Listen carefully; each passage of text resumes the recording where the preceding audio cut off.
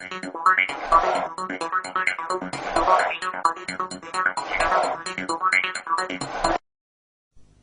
a two-stroke petrol engine, lubrication occurs by mixing oil with the petrol, so oil passages are not needed. And if, like many two-strokes, air cooling is used instead of liquid cooling, there's no need for coolant passages in the cylinder head. Another difference between four-stroke and two-stroke petrol engines is how they deliver air-fuel mixture to the cylinder. In a two-stroke petrol engine, separate passages called ports let air-fuel mixture into the crankcase and cylinder and exhaust gases out. They're covered and uncovered by the piston as it moves up and down the cylinder.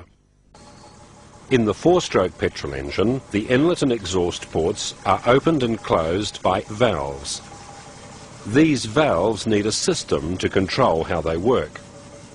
The valve is held in place by a valve guide with a spring on its stem.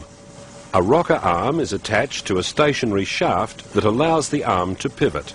The rocker arm compresses and releases the valve spring so that the valve opens and closes. Let's run the cycle again. The piston moves up the cylinder. The top of the piston covers the exhaust port, the bottom uncovers the inlet port. Air-fuel mixture enters and circulates in the sealed crankcase below the piston. The piston rises and compresses the mixture above it. A spark plug ignites it and it burns. Pressure from the expanding gases pushes the piston down in a power stroke. The top of the piston uncovers the exhaust port and lets exhaust gases escape.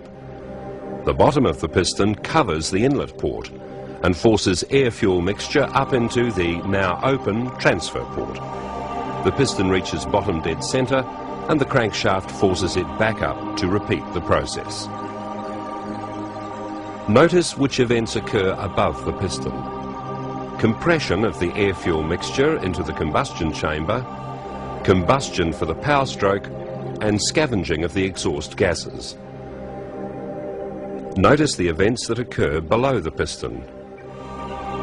Intake into the crankcase, pre-compression of the air-fuel mixture in the crankcase, and the transfer of mixture from the crankcase through the transfer port and into the combustion chamber.